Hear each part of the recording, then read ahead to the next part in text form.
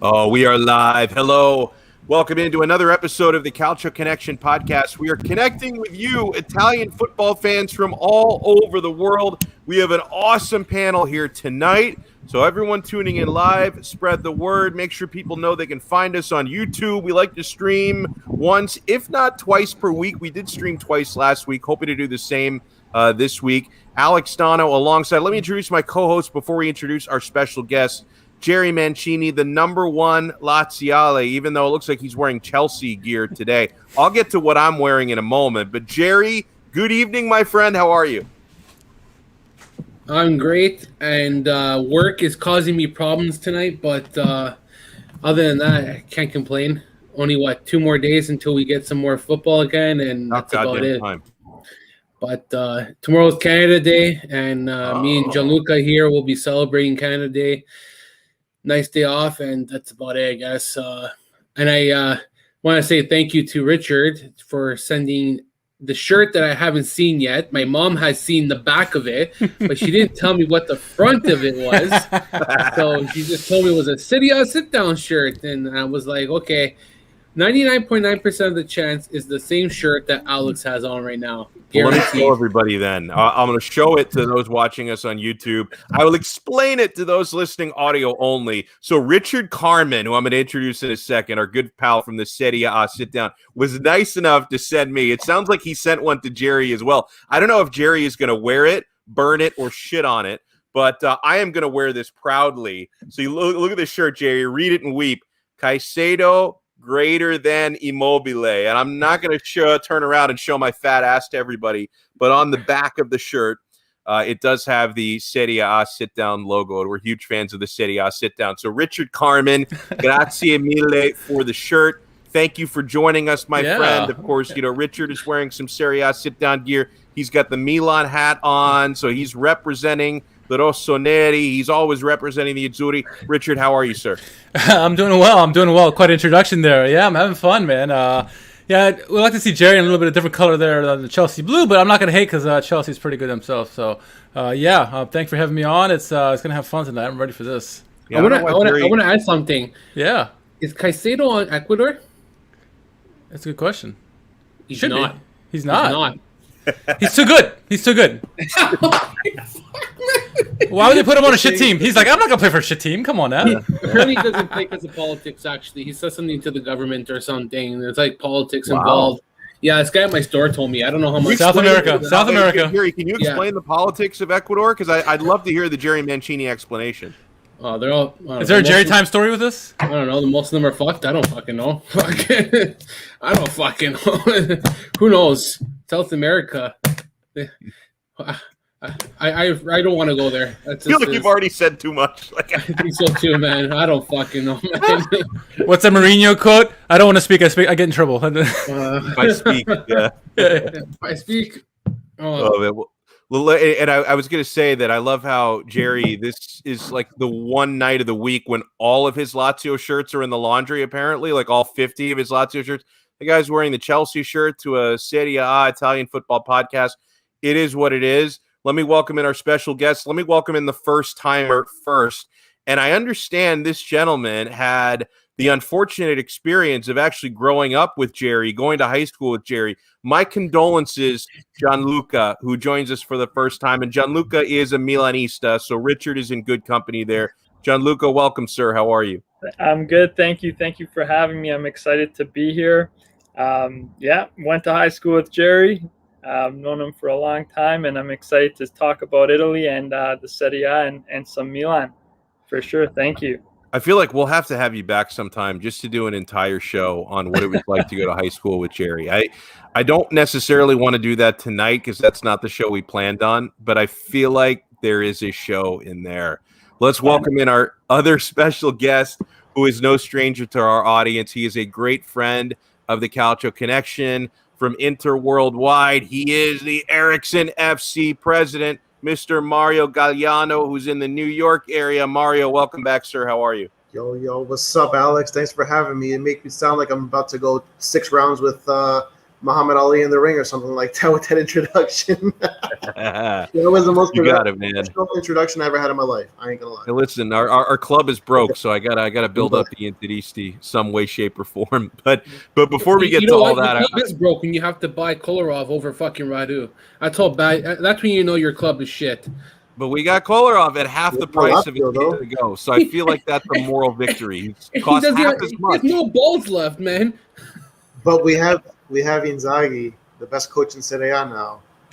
he's gonna use everything against me now. Next, he's gonna get a Cherby and be like, "You got the best center back." Apparently, you're getting the best striker, Felipe Caicedo. That's it. There it is. There it is. Breaking news. Here we go. Breaking news.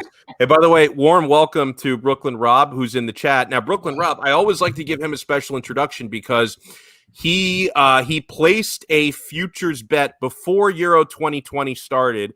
He placed a bet on the Azzurri to win the tournament at plus 750 odds. So I don't know how many hundies he put on it, but he's gonna be a wealthy man if the Azzurri go all the way.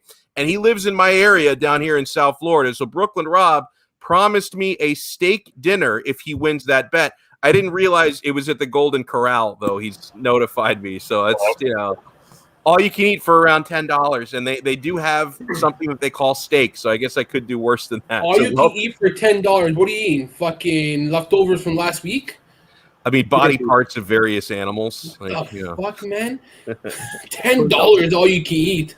Fucking poison food.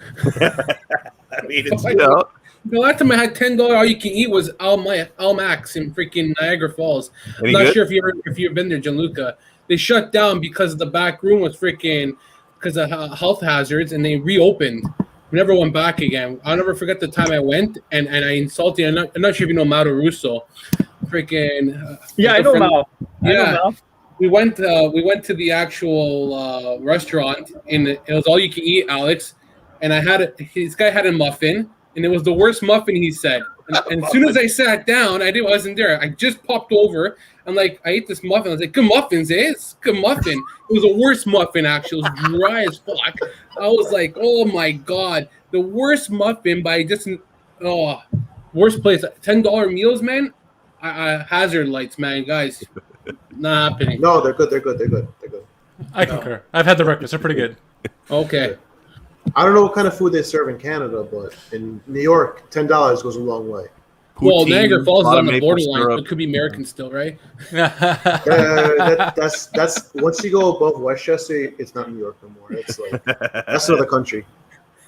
Oh man! So we have, by the way, guys, coming up on what day is it? On Friday, Thursday? What the hell? Friday. Friday. I knew it was in 2 days. Today's Wednesday. Friday. We have quarterfinal, Italy taking on Belgium, and on the health front. Good news for the Azzurri today. They finally have all 26 players available. They were all available in training. That includes Chiellini. That includes Florenzi, who's returned from a muscular injury. And then on the other side of it, and listen, I'll take whatever advantage I can get. The health of the Belgian squad is a little bit in doubt when you hear about Kevin De Bruyne and Eden Hazard both not taking part in training. They've got knocks. So, I mean, I would like to beat a full-strength Belgian squad, but if they're not at full strength, I will take whatever advantage the Azzurri can get. So let me get the temperature of the room. Richard Carmen, when you hear that Belgium may not be at full strength, and it sounds like the Azzurri will be, I know that Italy had to labor to beat Austria in the round of 16. But, when we see what happened, for example, to France against France against Switzerland, yeah. I should say, a team that the Azzurri easily dispatched of, maybe we don't feel so bad about having to go to extra time to beat Austria. So how do you feel heading into this Belgium game? Yeah, Belgium is a funny team. They're obviously number one in the FIFA rankings. Take that for what you want. Yeah. But from what I've seen so far, their play, they're okay team. They're not wowing me. They don't have that wow factor. Some of the games you watch the Azzurri, they look very wow offensively, right? Maybe not so much the Austria game, but they have that factor. In Belgium, they have the talent, no doubt about it. I'll take any advantage that they're going to give us, whether it's De Bruyne and Hazard or both. It's still a very deep team. They still got Lukaku. They still got plenty of talent on that team. But I'll take it. I mean, De Bruyne is excellent. So is Eden Hazard. When they're both on, they're very difficult. And having a full squad, a full strength squad with the Azzurri is definitely a bonus, because you want someone like Chiellini back there. You want the guys to be healthy. Somebody who's going to be able to, if Hazard plays or whoever's playing. Carrasco is very dangerous as well. If you have enough guys back there to stop him and go on the counter and shut him down, I mean, that's what you need. And I'm very hopeful in this game, with or without the 2 stars for Belgium. I think it's going to be a close game. The tactics are going to win this. I think whatever manager gets this right, I think is going to take this home. And I'm excited, man. It's a big game, huge game. And even though the Azzurri did play an extra time, as Brooklyn Rob points out, they did have an extra day of rest. Belgium played and won a day later, so hopefully that can work in the Azzurri's favor. What do you think, Mario? Are you optimistic that Italy can pull this off on Friday? Yeah, I am, actually. There's not really been a team that's been like so far ahead of the rest of them. Like Belgium, we went into France, Belgium, Germany, and not so much Italy, but they were creeping up. They were the main teams that were like, these teams are going to come in, they're going to kill everyone. They're like sure things. And next thing you know, France is out. Germany is out. Spain's struggling in the groups a little bit. Like one of their games, I thought they didn't look good. And Italy comes out the gates blazing, and then, against Austria, it had to be a tough time. But Austria basically just sat back and was like, all right. They parked the bus, bro. They pulled the catenaccio out of their hat, and they were like, all right, here, play. Go win the game. You, earn your win, pretty much. And so I don't think there's any team that I'm like, they're going to win. So we've seen the upsets. We've seen the struggles. We've seen the comebacks. Spain against the last game they played, the one they gave up a 3-1 lead. Yep. There's nothing's for sure. There's nothing that's guaranteed. Belgium, when they played without De Bruyne in the first game, I believe it was, they were lost. They couldn't do anything. So if you're telling me De Bruyne is not going to start, I'm thinking, okay, Italy's got a pretty good chance. It's not out of the water. Belgium, sure, first in the FIFA rankings, but you know what? If Haiti ties the game, they're going to be 42nd tomorrow from 256. So it's not like a sure thing for anything really. So I have confidence, but in the national team, the Italian national team looks really good, even against Austria. Like I still believe that team, they even with the setback like that, you're not going to have every team sit back. Belgium's not going to sit back. They're not going to sit back. You're right. Italy's going to have to. It's going to be back and forth. It might even be like a really boring game, if anything, because it's going to be pretty even for once. Rob points out here on the chat. He says on the betting lines, England getting all the love with Spain and Italy the third choice. I have found that anytime you have an international tournament involving England, you take it with a grain of salt. There is so much betting bias always on money coming in on England. It's laughable. And you even see, and listen, kudos to them. They knocked out, one of the worst German teams of the last 2 decades. But they got a deserved victory against Germany to advance to the quarterfinals. But you guys even see the social media rhetoric from the England fanboys. They win a round of 16 game, and they're already celebrating the Euro. You have 3 more games to win, fellas. I mean, they're already celebrating this championship after a round of 16 victory. It's crazy. So, no, you should not be surprised whatsoever that there is money coming in on England, because there's always a big betting bias towards the Brits. Just the way it is. If it's the World Cup, the Euro, same thing. But Gianluca, how are you feeling about the game on Friday, my friend? Do you feel like Italy can pull this off? I believe they can pull it off. I'm pretty confident about it. I didn't like the fact that, coming out of the group stages, everyone was hyping them up as being this, unstoppable team. Like what was mentioned, that every team this tournament's been pretty much stoppable, right? We've seen it with Germany, we've seen it with Portugal, we've seen it with France. So any team can win, any team can lose. Now the thing is about the Austria game, I find that as a positive for the Azzurri pick, because when we see that, over the years of, World Cups and Euro Cups, we've always had that struggle coming out of the group stages, and it's kind of like a learning experience for the team to see, kind of see where they're going wrong, who can, the tactics that they can play and how they can fix it to kind of come out on top of the tournament. With the Austria game, seeing the struggle actually makes me believe that, by rewatching it and learning of their mistakes, they can actually provide, a superior team against the Belgians, right? The Belgians, sorry. I've been looking at lineups and seeing what, who they're talking about playing. So I think this year we have enough talent on the bench, as we have it on the field. So if one's injured or one isn't playing well, they can always have that sub ready to go. No, it's well said. That's well said. Jerry, your take on this, my friend, and you've been my emotional rock since before this tournament started, because I was saying, I was expecting Italy to get exactly as far as they've now gotten, that I looked at them as a quarterfinal and done team potentially. I thought, hey, maybe they're capable of getting to the semis, but it's going to be tough. Now, this is a tough matchup. Even if Belgium, as the number one FIFA ranked team in the world, might be a tad overrated, they're still really good. And with my guy Lukaku up front, anything is possible, although we'll get to those defensive matchups in a second. But in the macro, Jerry, in a general sense, do you think Italy are going to pull this off on Friday? I'm not changing my picks. I said England. Sorry, I said Denmark, Italy final. I'm sticking with that. I like it.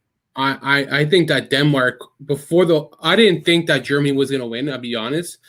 I thought that they were going to smack England, but prove me wrong. I forgot they play home, so that's a big advantage for them. Yeah.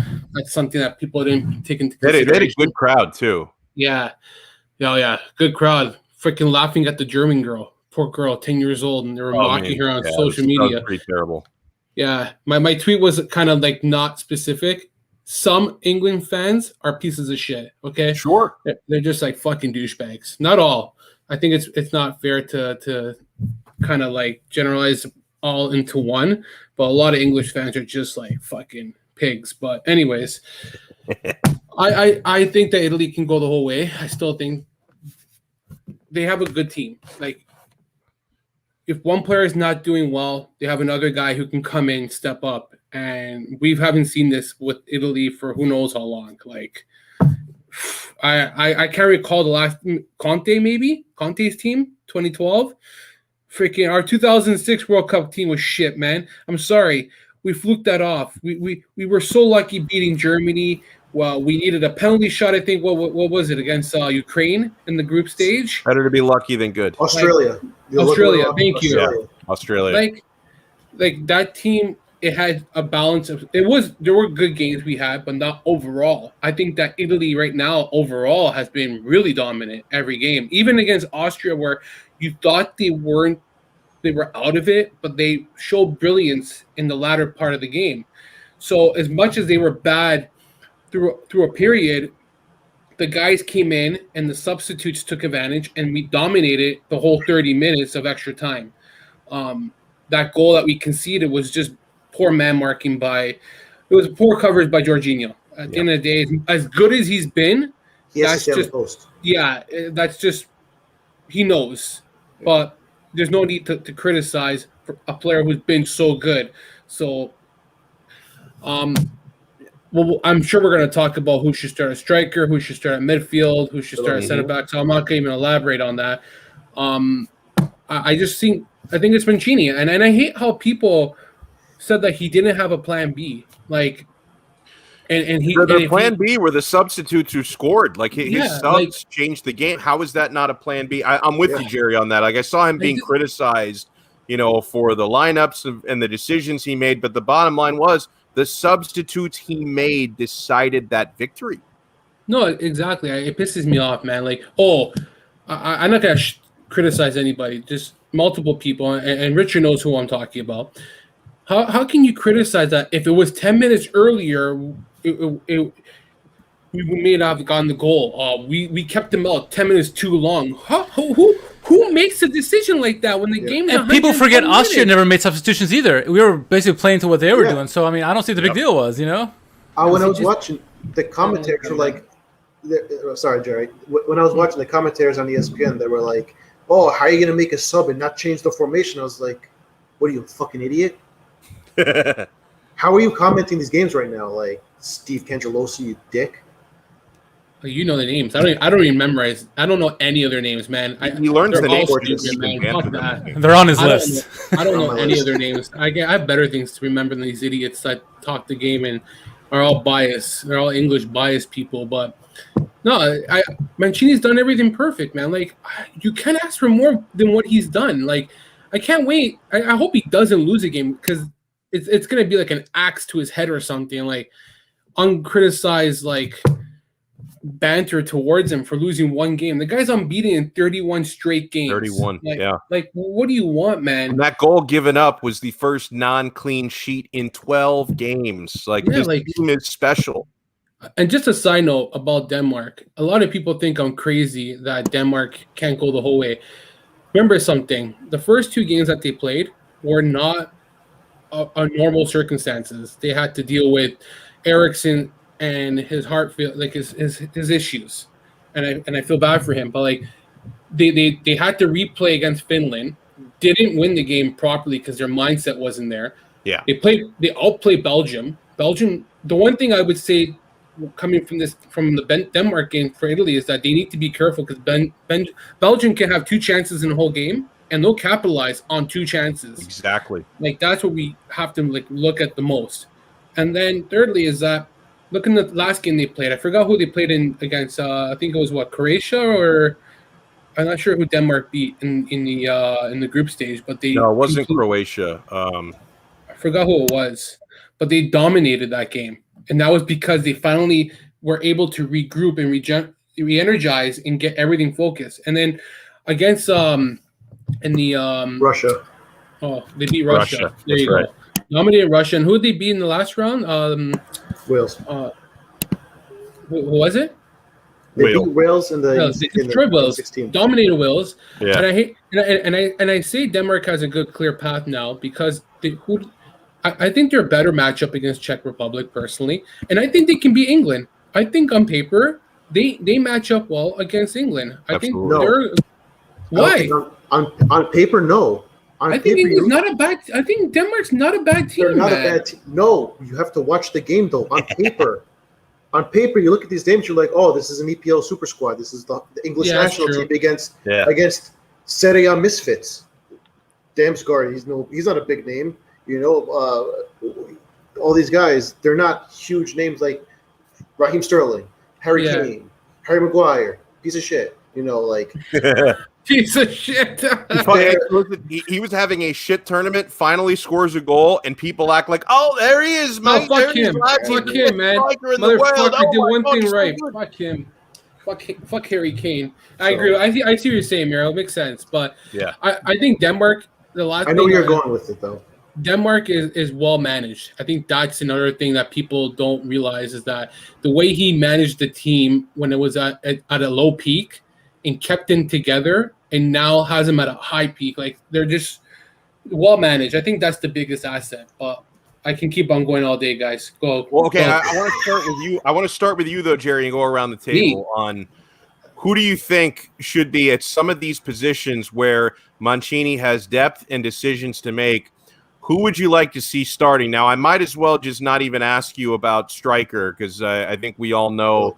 You know, I think we all know. I would consider Bellotti. I would actually. You would? You know what? I would too. I'm just surprised. I'm surprised you would. I would go with you would. I would say I would go with Immobile if I'm being a biased fan. Immobile just because I think that he earned the right to get another start. If we're gonna say that Lucarelli earned the right to get a start. I think that Immobile has earned the right to regain another start in a qualifying match. You know what I'm trying to say? Because what he did in the group stage, he outperformed Belotti. So yeah, that's what I don't think he played bad against Austria. At the end of the day, when you're giving passes to a player that are freaking 10 yards ahead of him, what do you want him to do? How is he going to chase down the ball? I haven't heard one person say that any pass that was lobbed forward to him was in reach for him to receive. They were all poor passes to him. Yep. They were hard to control. So what do you want him to do? I think the only thing he really should have done better was the lob pass in the air, and he let it bounce. And that was offside. That was offside too, so it wouldn't have counted anyway. Yeah. Not even that. It's also like he's got 5 guys around him at all times. It's not like that. It's not you're playing a 2-man system, so he's not able to bounce off the second guy. He's by himself with 3 center backs because they're playing 5 in the back. They're not playing 4 in the back where you can find the space. He's got 3 behind him. Now Belgium plays a back 3 or back 4. They play a back 3. Back 3. That could benefit Immobile a lot because you'll have space in the backfield.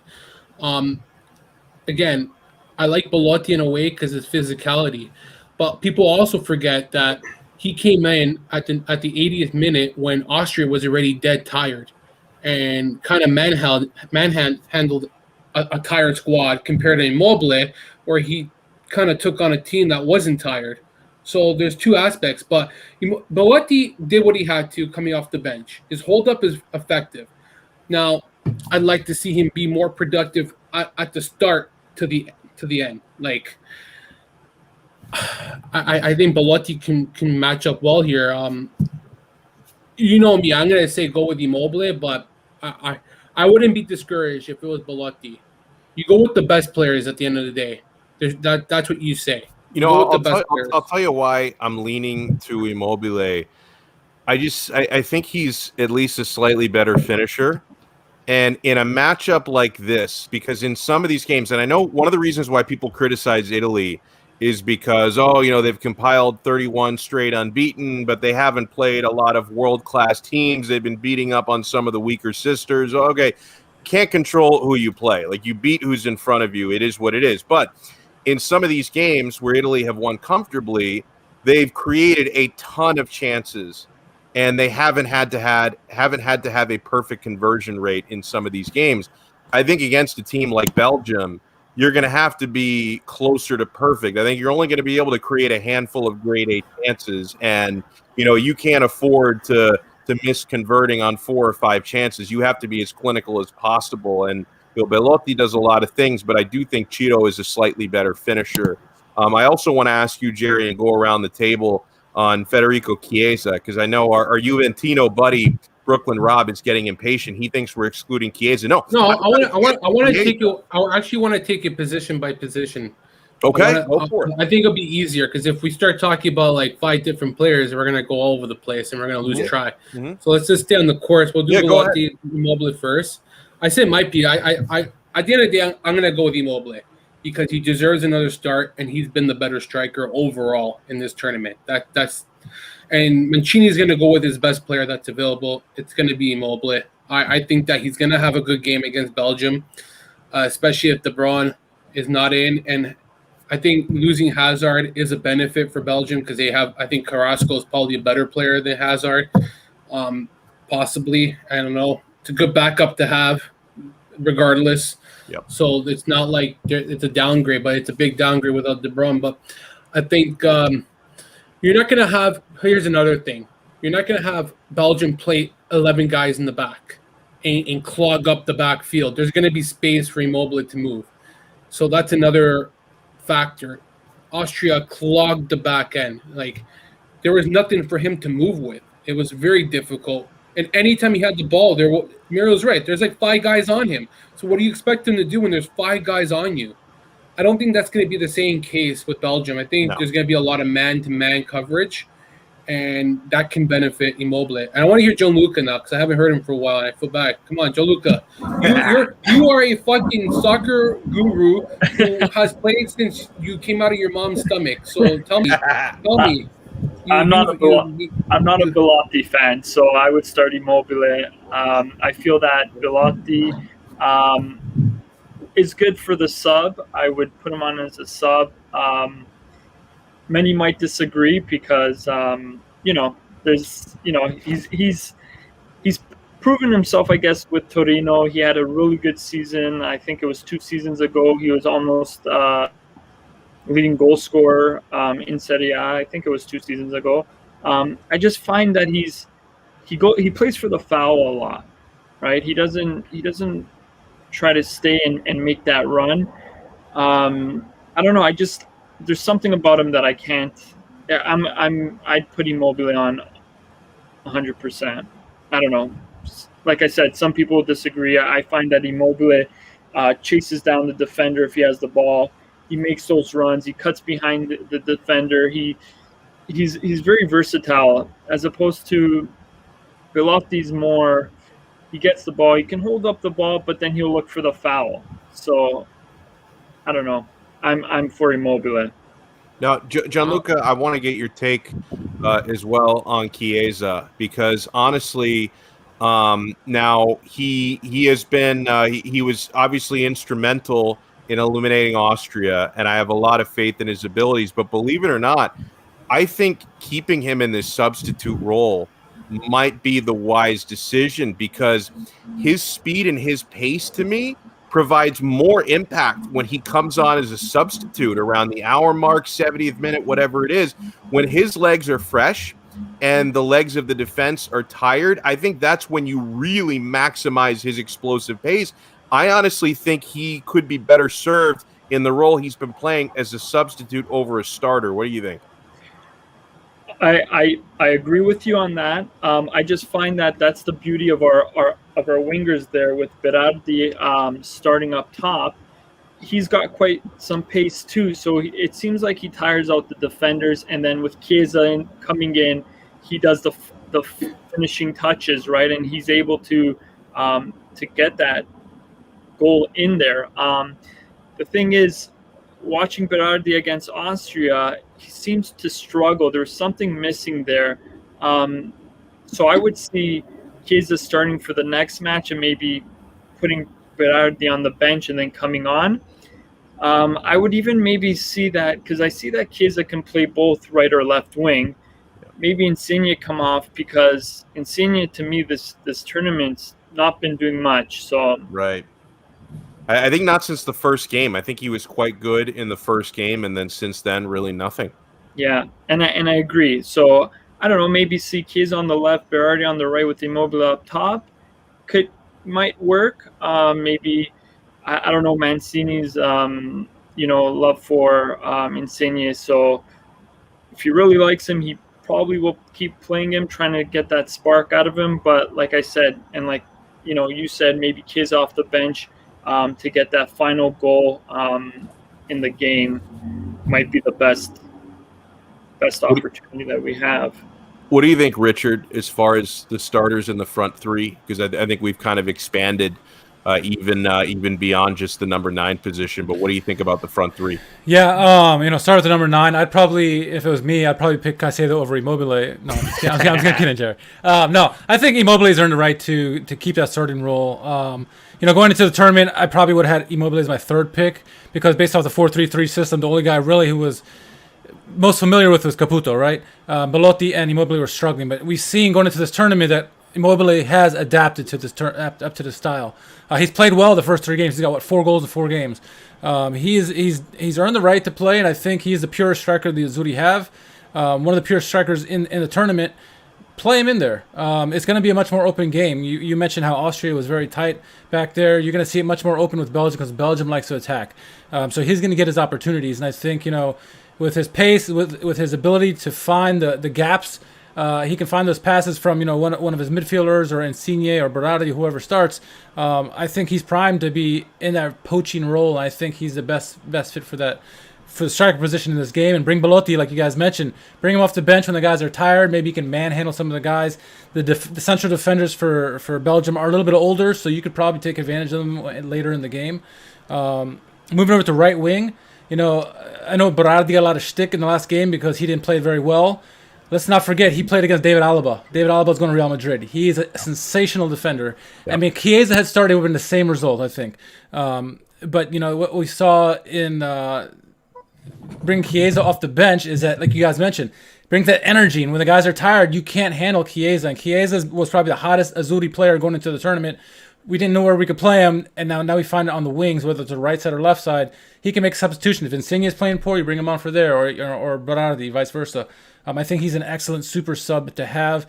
Eventually, he should be the starter, but I think for right now, Berardi is.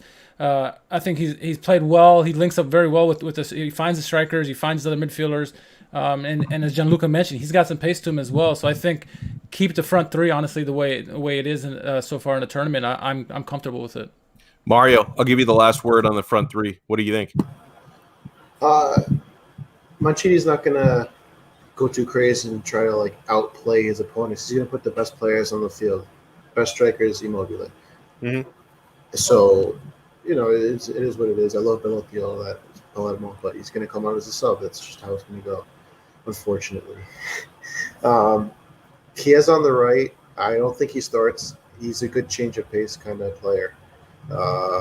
Berardi's been up there. He's been clicking. He's always a threat because he can always cut inside, and I think that's what Mancini wants to start off with, unless he wants to get creative and he likes the width that Chiesa brings, because Chiesa, as two-footed as he is, he likes to hug the line a little bit more than Berardi does. So if he wants to get creative and say, oh, Belgium played back three, let's try to stretch that space in between the left center back and the left wing back. Chiesa's going to open us up, follows the left wing back. Immobile comes, he has a little more space, and then the midfielders cycle in and go forward, depending on who's in the midfield. If you have Lucarelli in there, if you have Cassina in there, they're going to be sort of in the mix to make those attacking runs also. So I think Berardi gets to start. I don't think he really changes much over there. Left side, Insigne, he's been a bum even since the beginning. I love him. I love watching him play, but the thing is, the end product just isn't there, unfortunately. How many times? I mean, I love people that shoot, but when you shoot, put something on net. He's taking 15 shots. He's gotten closer to a throw-in than the keeper making a save. So, I don't think he's gonna be benched for anybody. He's still the best left-wing option that we have at the moment, because Chiesa's not going to play on the left, I don't think, unless something happens to Insigne. Bernardeschi stinks, and he can only play on the right side. He can play almost any position on the field, just not well. Exactly. I'd put him left bench.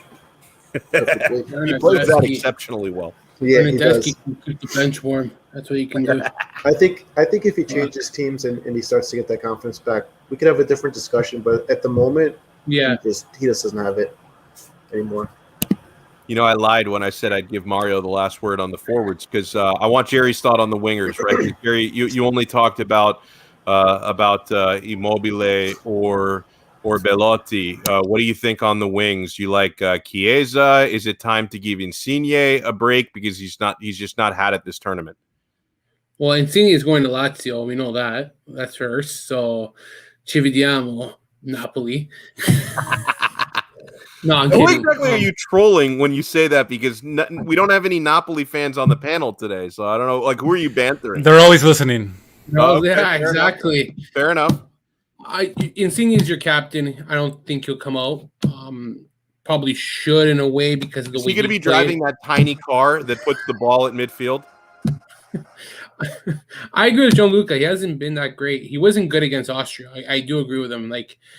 He conceded the ball over many times, but he's the least of my worries, I guess, because he's the veteran leadership that guy has, the experience. I think he has the ability to turn his game around at any given moment. As for the right side, I will go with Chiesa. I don't believe in the notion of your super sub. And I was listening to Nima's podcast with Carlo, and it's a good thing that he says. You don't want to wait for Chiesa to come in the 70th minute in the possibility that you're down 1-0. You lost 70 minutes of a better player that can get you the goal and help you take the lead. you only have him for 20 minutes, and you're hoping that he's able to get going and maybe get something out of that in that 20 minutes. You want your best players to play regardless. That's what I look at as.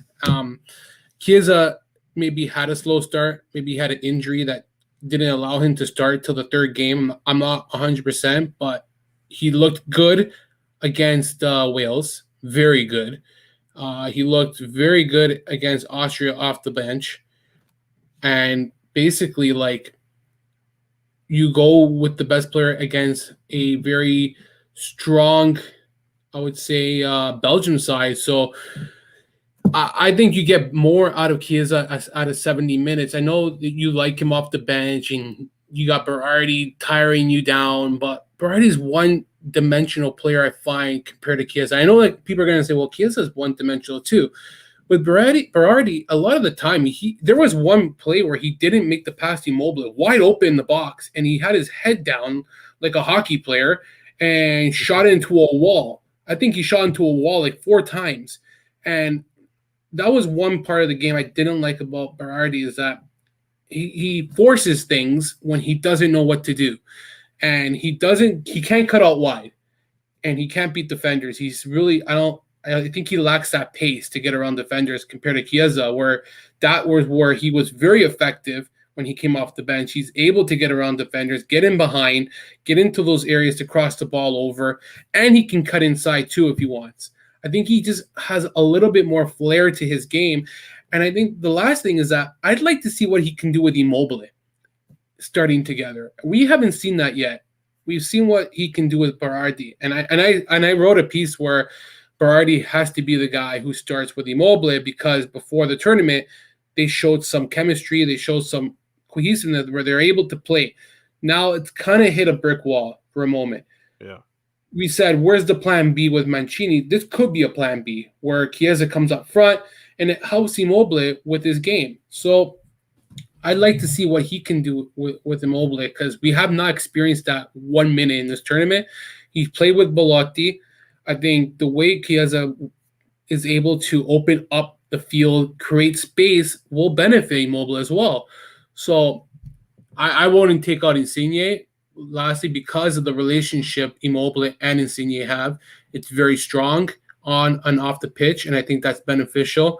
Regardless of how Insigne is playing, that's a guy who can turn it around in an instant. So, and then everybody says that Bastoni should start because of Lukaku and the partnership. Well, what about Insigne? He knows how Mertens plays. Maybe that's a benefit in the midfield there where he can exploit him. Maybe he gets him behind him or whatever. So that's a factor. So I say Chiesa. I just hate this super sub notion. That only works for fucking dude. I would hate it. That only works for Caicedo, man. If I were a manager, I would be the worst manager, because I would have all my best players on the bench to bring them on in the 80th minute for a spark. Like, oh, here are my 5 subs. Let me bring in my 5 best players. Fuck you. Except we're already down 3-0. That could be a problem. I agree with Richard. If you want to talk about a super sub, that's Caicedo, because Caicedo is a sub. He's an actual natural sub who comes off the bench. He doesn't score before the 91st minute. Because he doesn't come on before the 91st minute. Exactly. Like Kizza's not a super sub. He's an actual starter. So I don't buy the notion that he's a super sub. He's better suited for a sub when he's actual starter. You want to talk about super sub? I give Richard 100%. Caicedo greater than Immobile, super sub. You heard it here, folks. Caicedo greater than Immobile. We heard it right here. Yeah, we'll cut off the clip right at that. I will say this, though. I will say this in favor of Chiesa starting and playing more. In a difficult match like this, where the margins will be so thin, let him do that thing he does where he flops like a fish in the penalty box. Maybe he'll get us a couple of penalty kicks. So that's the only part I hate about the game. Exactly. You know, Jerry, I want to start with you on this, then I'll go around the table, Gianluca, and so on. What do you like in the midfield, my friend? Because I know that on our last show before the Austria game, I was very bullish on Verratti, but I honestly now I think maybe Locatelli provides more balance in that midfield. What do you think? Who do you think we see? Jerry? Oh, yeah. I thought you said Gianluca. My bad. Oh, no, I was going to go to you first. I was looking at a work message after. My bad. All good. For me, I would say Verratti. Just because I thought he had a good first half, and there were stats where he had the most challenges won, I believe, most completion passes, all these stats. I like Verratti. I wouldn't be mad if Locatelli started either, though. I think he's much quicker in the midfield compared to Verratti. I think he moves the ball much faster. He opens up space. He's more of attack minded. It's difficult. You know that Barella is going to start. I thought Barella is not having a great tournament because he's overplayed with Inter. I think he's tired, and maybe you start Locatelli, Verratti, and Jorginho. It's a possibility. I know people are going to say, well, Verratti and Locatelli are the same players. They swap for each other. I don't think they're actually similar players. I think two players that offer much different. One's technical. Just positionally. Like as far as actual attributes, no. Just positionally, yes. I think you can play them out of position. They'll be fine. Locatelli will give you that attack-minded kind of football, and he can play off of Verratti. And you have Jorginho, your holding midfielder, sitting in the back. So I think that trio can work as well. It's interesting. You know what? I say bench Barella. I know people are going to think I'm crazy. I'm not even going to argue it. He's been poor the last 2 games, especially. He hasn't looked good. I'm sorry. I think and he's on a yellow card too.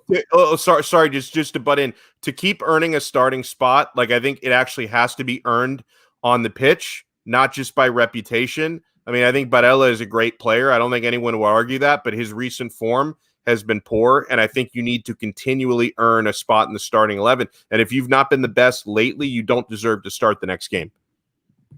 Yeah, absolutely. If you guys want to talk about players who are not performing, I don't think Insigne has hit that rock bottom yet. He's had performances where he looked good. Barella, just to me, maybe I'm not even sure if the opening game he was good. Because here's the thing, and I give credit to Nima as well, saying this on his pod, because he's the Inter guy. How does Conte train? He kills your guys until you're dead, like literally dead. So he's been overused. He's been used during when he was hurt. Like this guy's never really properly recovered even from his injury this season. He's played through everything. He might, if you want to talk about a plan B, another plan B could be the midfield where he tries something different. We talk about how we have the best midfield. We have the best 5 options. Maybe try something new if we have the best 5 options. Like, don't go with the same thing every time if you know there's a weak link. Even Pessina. Why not use Pessina? That's another option. Yeah. Pessina has looked good every minute he's played. Starter and a substitute. Atalanta has dominated this tournament. Like they haven't won a fucking trophy. Fuck them. They still haven't won a trophy. They can make all the money they want. All these freaking players. Some of their players might win international trophies before they win anything in Italy. Yeah, exactly. I don't care. Until you win a trophy, you'll never be remembered for what you did as a club. That's just my notion. I think that teams are remembered for what they win, and that's the sad part. But overall, yeah. Pessina's another good option. Guy, I'd love to hear what you guys think, because I think Barella might be the guy who probably won't sit out, but maybe should. Yeah, I didn't want to be the one to bring it up, but I'm not going to be the one to disagree. What do you think about all this, Gianluca? I totally agree. I think that Barella in the qualifiers looked phenomenal. Now I think he has been overplayed with Inter, and then now on the national team, he kind of seems like he's missing something. Maybe a bit tired. Maybe I don't know what it is. But he's not the player that he was during the regular season with Inter. I think maybe he would be the one to sit out, and you put Lucarelli there. Verratti, you know, he's world class. I'm glad that he's back there. So yeah, maybe I would do a Jorginho, Verratti, and Lucarelli midfield. Pessina, he did have a great game, but I'm still not too sold on him. So I think the better option would be Lucatelli in there. And yeah, that's the midfield I would probably go for, unless you put Barella in, and then I guess you sub him off a lot sooner than normal, since now there's the five subs, right? Yeah. What do you think, Richard, about the midfield? Yeah, it's an interesting and it's a welcome dilemma, right? Because we arguably have 4 legit starters, and Pessina's trying to make his name for a 5th, right? Yeah. So really, you can put anywhere you want, and Barella is struggling at the moment. We've seen traditionally, and I say traditionally since the core guys have been there, that Barella, Jorginho, and Verratti. God damn, I can't figure the damn names now. They've been, when they're together, they're excellent, right? They're excellent. And we just dropped a video on YouTube talking about this. Those 3 are excellent, and Locatelli has been excellent when he's been coming in, right? Both players seem to do the job. The argument I make, though, for reason for Locatelli starting is, and the statistics I've seen has backed it up, and if anyone can prove me wrong, I'll be glad to see the data. But I do not think Verratti is a big game player. He's an excellent player. I love him, but in the biggest games of his careers, he has struggled. And I'm not talking games against Metz or Angers or some lowly team in the Champions League in a group stage. I'm talking in the big games when it counts. He has not really performed as well. And so for that, I would slightly take Locatelli. Locatelli is a great compliment to the rest of the guys. Verratti, both those guys can make the other 2 great guys even better. Those all 3 together, whatever combination is going to be fantastic. But I think Locatelli brings a little bit more on the offensive side, can give you that chance for the goal. He had the two great goals in the game against Switzerland. I think you're not going to go wrong either way you go. But for me right now, I would go Barella. I still like, maybe I'll just go with what he's done this year, Barella. But I'd keep him in there with Jorginho. Jorginho is fantastic in the role. He might be the best of the bunch. But then having Locatelli there as a little added oomph for the attacking aspect, I think is going to be good. And like I said, the big games, when the games really matter, I haven't seen Verratti really step up the way he should be playing. He's a fantastic player. He's excellent. But the time when you need him the most, he seems to be disappearing and hiding away from what I've seen. And if someone wants to prove me wrong, that's great. I'm happy to listen to that. But that's because of that, I think I'm going with Locatelli. All right, this time I will give Mario the last word. Your take on the midfield. I think Locatelli and Jorginho are definitely locks. I agree. They're not going out of that midfield. So Verratti or Barella? I think he's sticking with Barella. I don't know if Verratti mixes well with the other 2.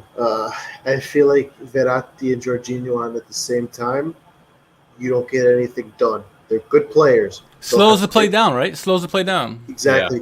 Yeah. It's just you're going to get a lot of nothing. It's right. It's a lot more possession, but without the creativity and decisiveness. It's like you're just watching like the Barcelona tiki-taka where they're playing. Okay, they made 1,000 passes. 927 of them are from Piqué to freaking Puyol. So what's the point? Like, I think separately, Jorginho and Verratti, fine. But you can't have them at the same time. It's too similar. They're both going to try to pull the strings, and they're just going to look for each other, or they're going to play the safe balls. Barella, on the other hand, he's not afraid to just take it himself. He'll go forward with the ball at any given point. He'll take on 3-4 guys. He'll go and have a shot from 35 yards out. He doesn't care. Then on the second half, on this other flip side of it, he'll go chase the guy down 40 yards, win the ball back, dribble 40 yards, and play a through ball, take a shot, put a ball on goal. So I feel like you have more flexibility with Barella in this lineup. Verratti, I don't know. I haven't really watched him with PSG that much, but if he's not a big game player, this is a big game. It doesn't get any bigger than this because you're playing the best team in the world, right? So, and plus Mancini will keep it consistent. He's not going to go for, I'm going to start Pessina. They're never going to see it coming. He's not going to just like throw something out there randomly just because, I'm a creative mastermind. He's like, these are my best players. Barella, sure, he's not having his best tournament, but on paper, he's probably the best two-way player on the team. Yeah. Locatelli, he's going to go and open them up because he doesn't do the same thing as either one of them. If you notice, they're 3 different styles of player. Jorginho pulls the strings, Barella does the work, and Locatelli opens the space for them. That's what you want in the midfield. Let me throw a mindfuck at you just to fuck up my comments that I just made. What if, Verratti, he does slow the game down, right? What if because Belgium's attacking us so much that we need a guy like Verratti and Jorginho out there to slow the pace down, to throw them off their game and really fuck with them? Just saying, it could happen. No, it's not out of the question. I don't doubt it as a complete thing. This for sure. Is me, unprofessional opinion. No, I agree with you. I'm just saying, what if it could be, it could only work in various ways too. I mean, it's crazy. I don't discount that from working. Honestly, I just don't think it's the most effective strategy that Mancini, watching him from 2005 on with the Inter, he plays. It's very vanilla lineups. He doesn't go get creative. He's not going to put like a 3-5-2 all of a sudden, So I want to go over the defense, and of course Brooklyn Rob, who he has made it his life's mission to expose my Juventus anti-Juventus bias, as if that's any mystery, my anti-Juventus bias. But he says Alex is going to start hating on Bonucci and Chiellini because of his Juve hate. Well, listen, Bonucci, aside from being a morally bankrupt human being, and I'm sure Richard and Gianluca could agree with that, aside from being a morally bankrupt human being, he's still a fine footballer, so I'm not going to attack him on the pitch. Chiellini, same thing. Is Chiellini 100% healthy, by the way? How is he doing? Because he could be pretty important against Lukaku if he's 100%. Does anyone know if we can expect Chiellini to be like his healthy self, or is he just going to be unfit? All quiet in the peanut gallery. Not sure. Honestly, you would imagine. I mean, Chiellini he's a big game player. Even if he's like 50%, he'll play and he'll make it worth his while. I don't know if he'll be fit. I can't imagine I'm not sure what the extent of the injury was, but you got to imagine that if he's playing, he's going to give it all and he's going to play well. I think so. Because honestly, I think he's capable. Because I've seen it, he's capable of doing a damn good job against Lukaku. Now it's gonna be a lot of man marking. He's going to be breathing down his neck, so that's going to kind of take a man away defensively from some of Belgium's other excellent players. So, you kind of pick your poison, but, if he wants to take Lukaku out of the game, he can, not saying he can do that 100%, but he can do probably a better job of that over anyone else on the pitch. So I know he's capable of doing a nice job against Lukaku because I've seen him do it before in man marking him, because obviously that's a big key here. Now, I know that Acerbi has spoken about how confident he is that they can quote unquote shut Lukaku down. I've seen Chiellini do a good job on him before. I mean, Bastoni, knows what it's like to go up against Lukaku in practice. So honestly, it wouldn't surprise me if the Azzurri put together a masterpiece defensively. I'll start with you, Jerry, on this one. How do you expect Italy to line up defensively, and do you think they can keep Lukaku and the rest of Belgium quiet? You're muted. I'm basically looking at reports here, and one said that I'm on a site right now, juvefc.com, and it says journalist believes one Bianconeri in, one out for Italy. So this guy thinks that there's a possibility. He said that Stefano Solandi expects that Giorgio Chiellini to start Friday, but Juventus teammate Federico Chiesa is likely to start on the bench. Okay, never mind. It's got nothing to do with defense. Who gives a shit about you? Oh, yeah. I thought when you said one in, one out, I thought it was going to be Chiellini, Bonucci. That's what I thought. That's what I was thinking. But, yeah, exactly. I think Chiellini starts with Bonucci. If healthy, you got to start with Chiellini. I think he's the guy who can man mark Lukaku. And I know people are gonna say that, and I know I just said about Insigne and Mertens, but I think it's a little bit different in the back end where you say, oh, Bastoni knows Lukaku. He's the only guy who knows him because he knows his tricks. Well, at the same time, it's vice versa, where Lukaku knows how to play Bastoni. He can play against him and his weaknesses, and he can catch him off guard. I hate this. Like, what? These people are stupid, man. Like, if you're gonna say that for one player, he also knows how to score on Donnarumma as well, Lukaku. Like, I think the backup plan, if he isn't healthy, is Acerbi. Do I think Acerbi can man mark Lukaku? He struggled in 1v1 situations against Austria. I thought a few times he got burned and was pretty fortunate that he was able to recover and put himself back into a good situation. But here's the biggest outlier. Italy can't play a high line in the back end. That is a no-no. Your back four has to be neutral. Limit your space to Belgium. The minute you give space to Belgium, Lukaku is going to feast on you. Mm-hmm. You can't overcommit, and that's an area where a player like Bonucci and Azzurri, if they were to play together, can be a very, very dangerous situation because they both overcommit and they don't sit back and play with their defense, and they're always Azzurri's slow. He cannot run back. What I saw against Austria was a guy dying for his life. He's damn near tracking back. I mean, how fast should he be? There you go. Faster. If you're gonna overcommit though, and you know people are not gonna cover you, don't you overexert yourself like that. It's just not good. At the end of the day, Italy has to limit their space in the back end and not allow Lukaku to play off the pass, not allow him to get in behind the defense and make those runs. People say his one touch sucks.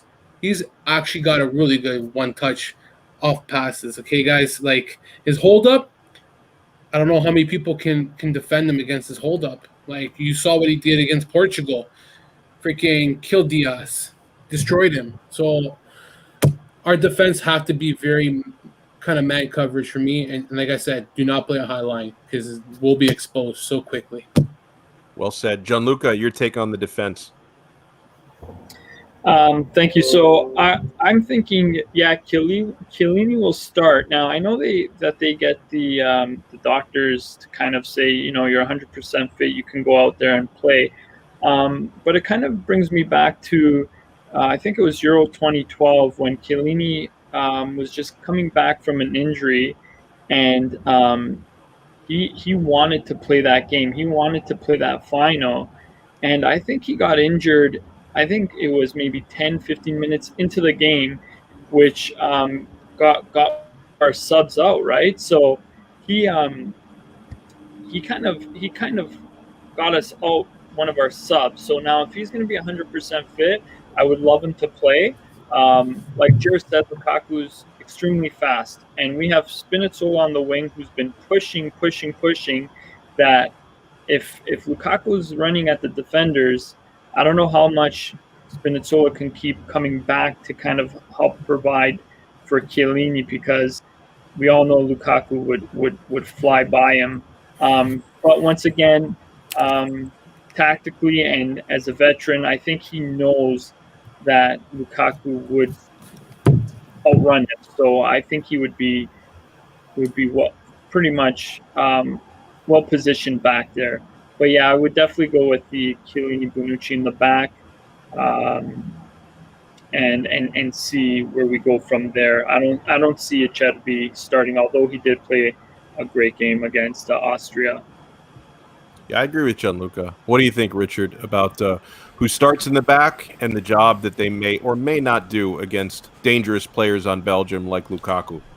Yeah, coming to this pre-tournament, I would have said I think Bastoni and Acerbi are the best defenders for Azzurri. I think Chiellini and Bonucci coming in were just Bonucci's just sucks, and Chiellini is getting older, and he's not what he used to be. But we've seen in the first handful of games is that Chiellini and Bonucci can do what if they got the complement of players around them, they're still serviceable. I think if Chiellini is healthy enough to play, he should play. If he's not healthy enough, I don't want to see Acerbi. I want to see Bastoni just for the pace. You can say what you want about the matchups between Acerbi and Lukaku or Bastoni and Lukaku. Just for pace alone, you want Bastoni in there over Acerbi. You don't want to, like Jerry said, you don't want to have Bonucci and Acerbi back there because that's just a nightmare waiting to happen. I'm willing to give Bonucci another shot. I think, ideally I would like Bonucci and Chiellini to start. But if, I think they've earned the right to stay there where they are, despite what they've done in the regular season. I think with the Azzurri, they've been playing very well. So keep them there. It's going to be difficult with Belgium, like you guys have mentioned, with the attacking prowess they have. Spinazzola, if he is going to attack, or Di Lorenzo, the central midfielders are going to have to help the defenders out. I mean, Jorginho already is a workhorse, but Barella and whomever else is with them, they're going to have to help out tremendously because, like Jerry said, Lukaku gets a full head of steam, or you got Mertens or Hazard, whomever going after you. That's a handful to take, especially whether you're Bonucci or Chiellini or whomever. You could be freaking Virgil van Dijk. It doesn't matter. That's a handful coming at you. So it's got to be a team effort defensively. Mario, who do we see in the back two, in the center back spots, and what job are they going to do against Lukaku in Belgium? We're going to see the Bonucci Chiellini. Yeah, I agree. Yeah, it is. I don't think there's going to be a competition for it unless there's an injury, which then I would hopefully say let's see Bastoni, but I think it's going to be Azzurri as a third option. I don't know. I feel like that's just Mancini's preference. He likes the age and experience, I guess, of Azzurri. But I think what Jerry was saying before was very, very important because the high press. If we do the high press, it has you literally have to foul Lukaku every time they cross. A lot of yellow cards. Yeah, you literally have to get it as soon as the ball crosses midfield because nobody's going to keep up with him in a 60-yard sprint. It's impossible. Like we saw against Turkey the first game, we talked about it even. We saw like 3-4 times where Turkey just came on a counterattack. What's going on back there? My fiance is just recording me doing this. Nice. See, when I saw you chuckling, I thought maybe you were talking some shit to Jerry in the private chat, which is like a show within the show, because every time we have Mario on, honestly, when Mario's not on, I don't think we even use the private chat that we have here on the streaming service. But whenever Mario is on, it's just him like lobbing obscenities at Jerry and Jerry lobbing obscenities back at Mario. It's a whole thing, man. It's the best. It's a sideshow. I love it. Yeah, when you see us chuckling, sorry. Jerry, you stink. I try to give Jerry credit and props and say, hey, Jerry, you're really good at like this idea. And then, no, I don't even want to talk to you anymore. No, but like I was saying before I was rudely interrupted. Turkey, we saw 3-4 times where, what's his name, Burak Yilmaz was just free to just run. He had 40, 50 yards between him and the goal. And Bonucci was the one chasing him down usually, but it's a problem if Lukaku gets that ball. Yilmaz, he's past his prime. He's 30-something now. He was a good striker in his like 3-4 years ago when he was with I think it was Galatasaray. But now he's fallen off, so he's taking those balls to the corner flag, and he's too slow to cut in the right time. But Lukaku's fast, strong, big, technical above all. The unsung technical player. So he's going to find a way to manipulate the defenders to create that space, cut in on his left foot, right foot. He doesn't care. He'll shoot with both and find a way to either get a corner out of it or worse, a goal. So that high press is going to be a problem if it's part of the game plan. If it's not, I don't worry so much because you'll have the defensive cover. But I still firmly believe it. Even though we've let up one goal the whole tournament, defenses might be a weak point aside from Immobile, Belotti, because they're just not what they used to be. The wing backs aren't the Zambrota Grosso kind of combo that you used to see, or whatever, whoever was playing back there. I forget. It was Zambrota Grosso, I think. Yeah, it was. Okay. Where those are reliable guys. I was like, our wings are covered, then you have the center back, that's whatever. But I don't feel confident like I do with like a normal defensive Italy team. Spinazzola, defensively, he's on the field to attack. Di Lorenzo, I don't know how I feel about him. I'm on the fence because he's not very good with Napoli, but he's been having a pretty good tournament so far, actually. So, I mean, there's no really better option. The best option aside from him is D'Ambrosio. So that's not biased or anything. But I don't have that kind of confidence that I do where our midfield confident, forward, I'm confident enough, but the defense, that's my question mark. Now here's what I want to go around the table, and I'm going to start with Mario this time instead of making him go last every single goddamn time. But I'll give mine first. Predictions on this game. Now, I don't want to get booed off of my own pod. and I hope that I'm wrong, and I hope that I'm mushing Jerry, mute him. Belgium. But I am going to Shut up, predict. idiot. This is just what my gut is telling me, Shut up, Jerry. idiot. I apologize in advance. Maybe it's a mush. Maybe this is a well-orchestrated mush by me. I think this is going to end up being heartbreaking. Italy going down. I'm not going to say penalties, but I'm going to say they go down in extra time.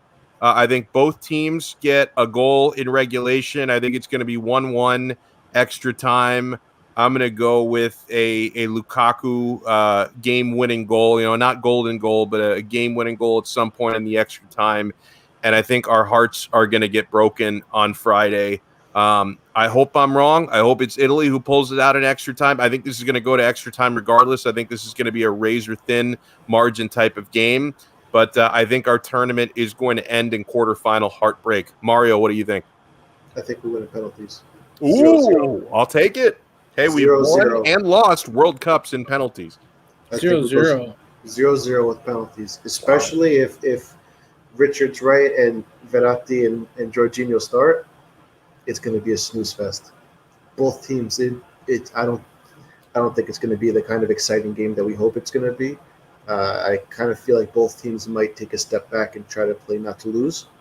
Hopefully it's not. Hopefully I'm wrong with that. I really do, but I feel like they might just take a step back. I was watching another game the other day, I think, and it was just like I don't think the teams are really going 100% until the extra time comes, until later in the game when they're trying to make a push. So if anything, extra time, boy, I'm not banking on it. I think it's a 0-0. You're gonna have like 3-4 shots on goal.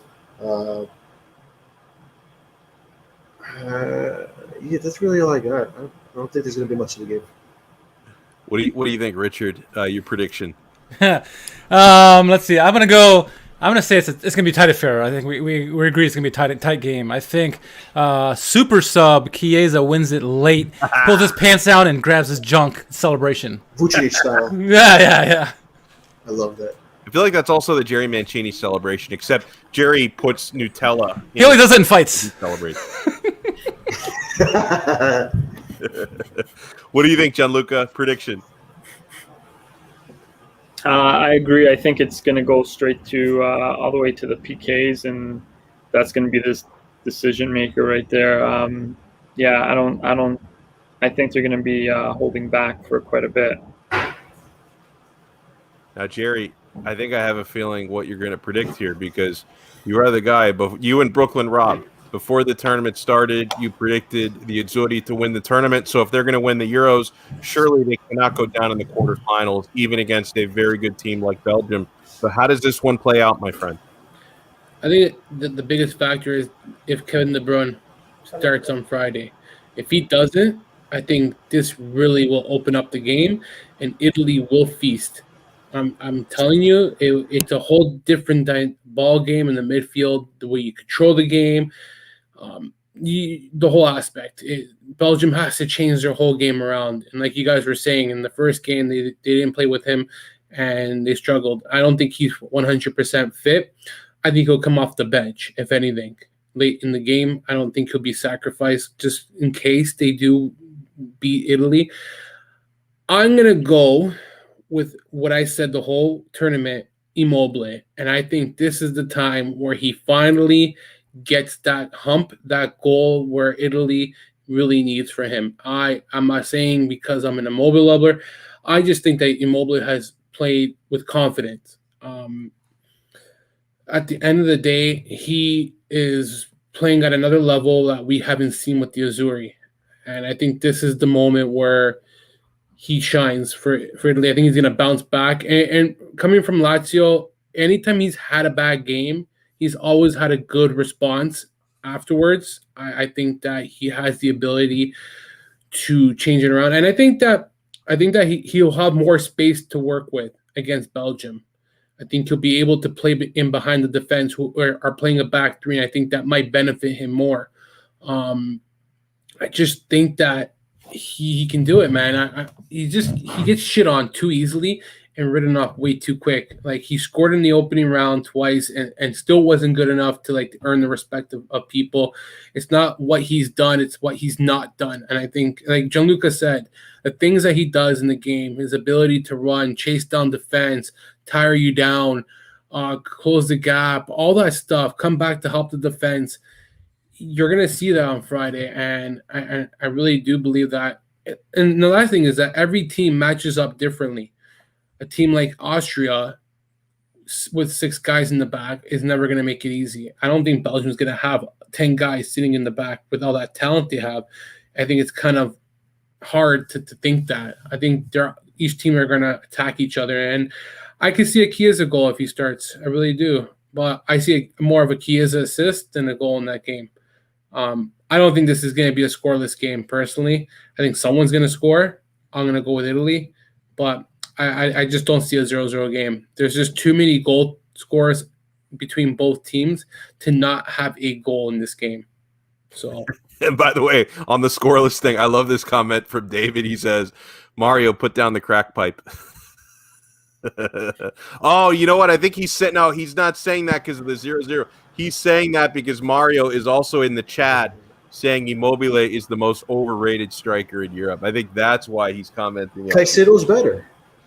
It's a fact. Now, you know what? I will say this. No, Immobile is definitely not the most overrated striker in Europe, but I keep seeing David is a Lazio supporter. Jerry is a Lazio supporter as well. You guys can give up this whole inferiority complex with Immobile, like this whole tinfoil hat thing where you guys always the most underrated striker. No, he's getting some recognition now. I don't think he's that underrated anymore. I mean, from tying the Serie record, the previous season, he's been in pretty good form overall. Like, I think people are starting to respect Cheeto. A couple of years ago, I would have said absolutely, this is one of the most underrated strikers in Europe, but I don't think he's that underrated anymore. I think people are now. Yeah, is he going to get bantered by some Italian fans when he doesn't score every game? Sure, but that comes with the territory. I don't think Immobile is that underrated anymore. I think people are starting to appreciate him. He's a fraud. I don't know.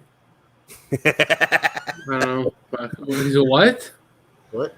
You see, he's a fraud? He's a fraud. You're a fucking fraud. Fuck you, asshole. No, you. Fuck you, man. Get No, the you. fuck You know out what? of here. You're cheering for Belgium. You could have made that comment about Gary's wife, and he wouldn't have defended her the way that he just defended Cheeto. Mary would rather have 100% Donno. I'd rather have Bellotti.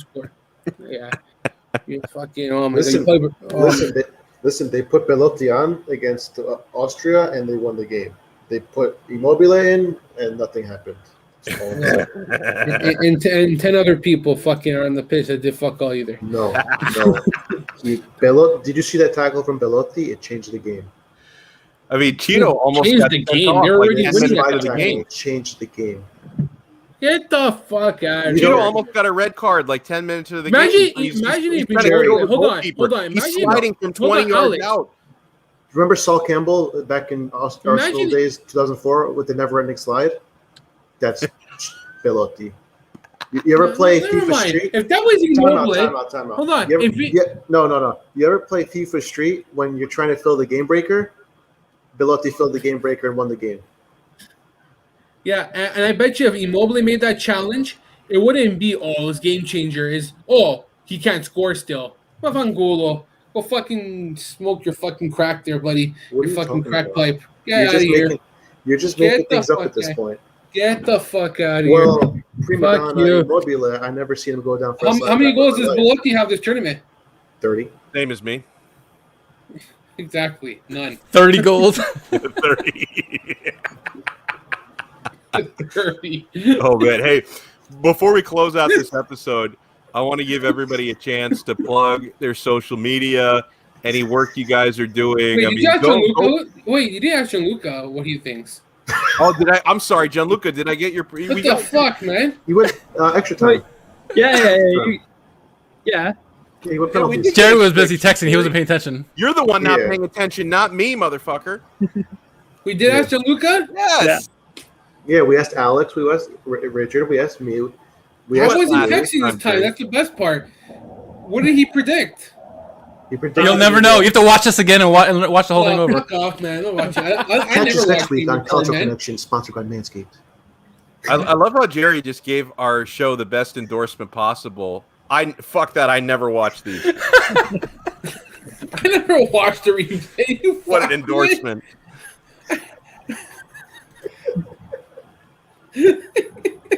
Gianluca said PKs, but no winner. But who wins in the PKs? Thanks, Rob. It's like Milan Rio Ave. Just continue, keep going. Just continue. Yeah, you know what?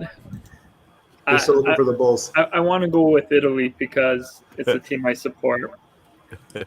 Fuck this PK fucking emotion. Get out of here, guys. There's fucking scorers left, right, and center, both sides. There's goals coming. Shut up, idiot. You fucking like baseball, for fuck's sakes. Baseball's a sport. So I get to be the one villain who picks Belgium. Baseball's a sport when a fucking 500-pound guy is sitting on the fucking first base and doesn't even run all game. That's a fucking sport. Remember Bartolo Colon? Pablo Sandoval, fucking guy needed to get freaking rescued. So? Stand on fucking first base. What? Jerry, you're wearing a Chelsea shirt. Yeah, they run. No, you don't make any sense. I make dollars. Your whole argument is just void. No, Chelsea. you're wrong. You're saying when does the first baseman guy ever run? No, when does the third baseman ever run? Listen, you're saying you want Italy to win, but Lukaku played for Chelsea. So what do you want me to do? What am I supposed to do with that? Lukaku plays for Inter, you jackass. He played. Past tense. I don't care what he played. You're wearing a Chelsea shirt. So? So you're a Belgium fan. Exactly, Brooklyn Rob. I'm angry because this guy's pissing me off because he wants Belgium to win. Nobody gets under Jerry's skin like Mario. I mean, Mario is like Jerry's nemesis. He's trash talking this guy in the private chat. He's trash talking him on the show. So, with that in mind, I'm going to let Mario give the first plug. You know, he and Anthony and company do it. Sack of shit. Yeah. 40 million. Fuck you. Follows Latito. Fuck 25 million. 40 million or fucking fuck you and your broke ass. We're gonna hold a big sale, bro. Mario and I are gonna buy a piece of Inter. We're buying into Inter SPAC. We're investing. We're gonna pay that transfer. It's no problem. Mario, let the people know. Inter does business like Lazio now. Free transfers. Listen, how we roll, man. Free transfers. We just sold Hakimi for almost 80 million. And you still can't buy players because you still gotta fucking get that fucking wage bill down. All right, I'm gonna figure out how to mute That's Jerry. a Chinese problem. Mario, let the people know where they can find you and find your work. Find me at Mario Sweatshirt on Twitter. Usually just talking shit to Jerry. I'm a Jerry Mancini Stan account. Like the burner, reason as you would. Burner. What the fuck is that? Burner you know account. Burner account? Jerry Burner account. I'm a Jerry Mancini burner account. Crypto, bro. Fucking fuck crypto. You stink. What? Fuck you, Jerry. I'm talking about Brooklyn Rob. He said crypto, bro. No, just wait, Jerry. In a couple of years, when Mario and I, and if anyone, I don't know if Richard and Gianluca are into crypto. In a couple of years, when Mario and I are billionaires, we'll invite you out to our private island. We'll paid for with our crypto, and you're gonna wish you got on that. Or it can crash by then. Well, or it could crash. Hey, Richard Carvin, who was nice enough to send me this awesome T-shirt. Courtesy of the Serie. Never forget. Frank Varela do an awesome job. Richard, let people know where they can find your show and find your work. Yeah. At Serie Sitdown on Twitter, Instagram, Facebook, anywhere really. YouTube especially. You can also listen to our podcast anywhere that streams music. Apple Podcasts, iHeartRadio, Spotify, you name it, we're there. So, give us a follow. Follow Frank Crivello, who's my co-host, at FTC_21, and I'm R_KHARMAN. Dude, I mean, back when I was driving more than an hour to and from work every single day, these guys, I wish you guys did more episodes because every time, like, you'd do your show live on a Sunday. I'd listen to you on Monday during my drive home. It was awesome. I think it's actually been a lot of fun during this episode watching Gianluca, who's like sitting outside on the deck. Like the sun was like still up when we started. Which is like I know you're up in Canada because, like, down here in Florida the sun set like 3 hours ago, and now it's Blair Witch. Yeah, we've seen the sun go down over Canada. Gianluca, let the people know where they can find you, my friend. Oh, you just muted yourself. Thanks. On Twitter at glombardi85. That's my Twitter handle. You can find me there. talk a lot about Milan, but I'm open with discussion with every Serie A team. I respect all teams equally. So find me at bullshit. Lombardi. I never fucking equally respect Roma. They can lick my balls. Fuck that shit, man. Wow. Fucking, I just like bantering Juve because for Alex, he's an Inter fan. I'll support Inter for Alex. Thank you. I got no hatred towards Inter. I don't even care if Inzaghi left, but fuck Juve for Alex and fuck Roma. They can lick my fucking, you know what, man. Fuck those assholes. No, what can they lick? Tell us. My asshole. I love how Jerry was fine saying everything, and then he gets to you can lick my you know what. Like that's what he chooses to censor. Jerry, you churn out like 5 stories a day. Even when you were supposed to be on vacation last week, you still wrote like 40 stories in a week. Where can people find you aside from this great pod, of course? Where else can people find you and find your work? At fuck Roma. No, at J Mancini 8. I wrote a piece about Correa. That's it. And if he so suits under Lazio, sorry. I hope they don't sell him, especially not to PSG. Those scumbag. Fuck, we should have just had the Super League. They're buying everybody. They are the Super League. Like it is now. We should have just done the Super League, man. Yo, I think we gotta have another podcast, all of us, next week. Hey, it's better them than Juventus buying all the players. I'm just saying. Fair. See, now you're going to make Brooklyn Rob angry. That's true. No, you're not wrong. Fucking, don't worry. PSG will fucking somehow. I love how people call me out that PSG has progressed and done better the last 2 years. They made it to the finals and the semis. They didn't even win their own league last year. Like, I sorry, man, but when you're spending $500 million and you can't win a Champions League, there is no bar between getting better. And they couldn't win League On last year, and that's a cakewalk usually for them. I'm sorry, man. Teams who spend $500-600 million, no fucking excuse. I don't believe in the excuse of the reasoning of, oh, you fucking like your team's improving. What the fuck? This is not Serie A where fucking Atalanta's improving. That's a team that's improving and has built from start to end. But like PSG, and you're buying $70 million Hakimi, and you're spending $50 million for Correa to sit on the bench and fucking waste away. Icardi for $50 million to like stroke his balls. Hey Mario, how much did Chelsea spend this year? Okay, and they won. They won. Not enough. Timo Werner. Jerry's love, I'll tell you that much. What? They what? What'd you say? Speak up, boy. Fucking Icardi's great at PSG, eh? Fucking phenomenal. $50 million sucking dick. He's better with those the tasteful nudes that he and his wife do. It's better than the actual play. You're just talking dirty to me at this point. Well, listen, you could find Jerry not only bantering Roma and sometimes Juventus on Twitter. You could find he and I here, of course, on the Calcio Connection podcast. If you're watching us live on YouTube, thank you. If you're listening back to the audio only, keep in mind you can watch live or replays on YouTube. Just search for Calcio Connection on YouTube. Make sure you subscribe, by the way. It really helps us out. And when you're watching these videos, whether you're watching it live or you watch it later, smash the like button. Hit the thumbs up button. That's going to make us more visible to other people who are searching for Euro 2020 and Serie A videos. It'll make us more visible out there. So make sure you smash the like button, subscribe to our YouTube channel.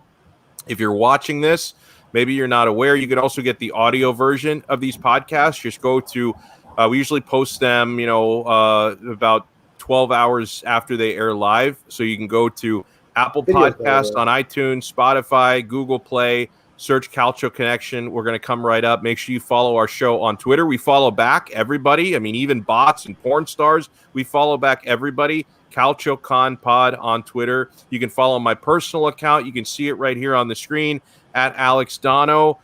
You can check out some of my other work at the 5 Reasons Sports Network. We will talk to you guys again next time. Huge shout out to Richard, to Mario, to Gianluca for joining us. Of course, as always, to Jerry. We will talk to you guys next time on another episode of the Calcio Connection podcast. Ciao.